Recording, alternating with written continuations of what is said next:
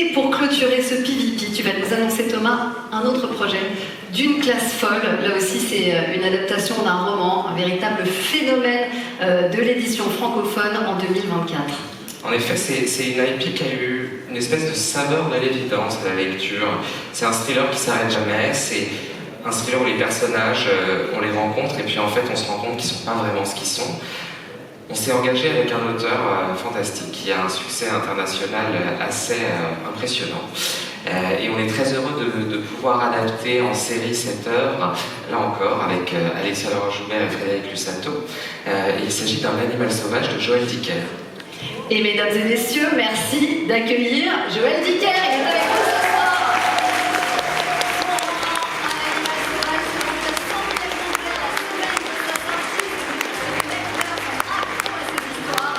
Et on est extrêmement honorés de vous recevoir ce soir. Bonsoir Joël, bonsoir, soyez bienvenus. Ça va et toi? Et c'est plus de 600 000 exemplaires à travers le monde aussi. C'est pas que français le succès d'un Animal sauvage, c'est partout. C'est partout. Et je suis très heureux et très ému d'être là et très heureux de ce projet qui va être un très beau projet. Alors, en tant que romancier, Joël, le fait d'accepter que son œuvre, elle passe dans d'autres mains, qu'elle existe sous une autre forme, j'imagine que c'est pas un choix qu'on fait à la légère. Pourquoi avoir choisi de le faire avec Prime Video? Parce qu'au-delà de Prime, c'est une rencontre qui est humaine et qui est forte. C'est la rencontre d'abord avec Thomas, dont la vision des séries télé en général et de cette série en particulier a été pour moi un moment très important, un moment clic. Et puis c'est un projet qui est accompagné par une immense productrice qui est là, Alexia Laroche-Joubert. On peut l'applaudir. Et ça ne se refuse pas.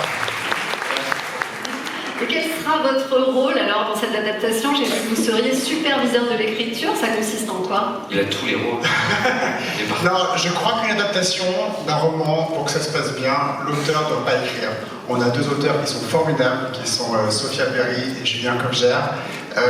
Mon rôle à moi, c'est de les accompagner pour rester sur l'ADN, non seulement de ce livre, mais de mes livres, de rester dans ce qui fait la marque de fabrique de mes romans et qu'on va retrouver dans cette série-là. Et c'est en ça que je pense que cette série sera particulière, parce qu'elle sera comme dans un de mes livres, mais en série télé. Le livre, il fait quand même 400 pages, donc on se doute bien qu'il y a beaucoup de personnages, il y a des têtes qui vont devoir tomber, hein, il va falloir... Est-ce que vous allez vivre ça comme une épreuve ou peut-être un exercice assez jouissif d'épure? Non, mais ce qui est plaisant, c'est justement de se rendre compte ce que la série va être et que le livre aurait pu être. Et moi, comme auteur des livres, je me dis, mais des fois, je me dis, merde, j'aurais dû faire ça, j'aurais dû penser à ça. C'est un exercice d'humilité assez intéressant, je dois dire. Alors, est-ce que finalement une adaptation qui est réussie, c'est une adaptation qui trahit l'œuvre originale ou pas du tout? Mais qui la sublime forcément, parce que le livre, c'est le livre, c'est-à-dire que les lecteurs ont imaginé les personnages, les décors, les lieux, et forcément que tout ce qui se passera dans le livre sera fidèle au livre, dans l'action, mais tout ce qui sera la représentation du livre sera infidèle, puisque c'est pas ce que les lecteurs auront vu, puisque ce qu'ils ont vu, c'est leur livre. Et c'est en ça qu'il faut toujours voir une série en se rappelant que c'est une adaptation, c'est-à-dire c'est quelque chose qui est tiré d'eux, mais qui n'est pas l'œuvre. Et quand vous écrivez, est-ce que vous imaginez que peut-être un jour ça finira sur un écran?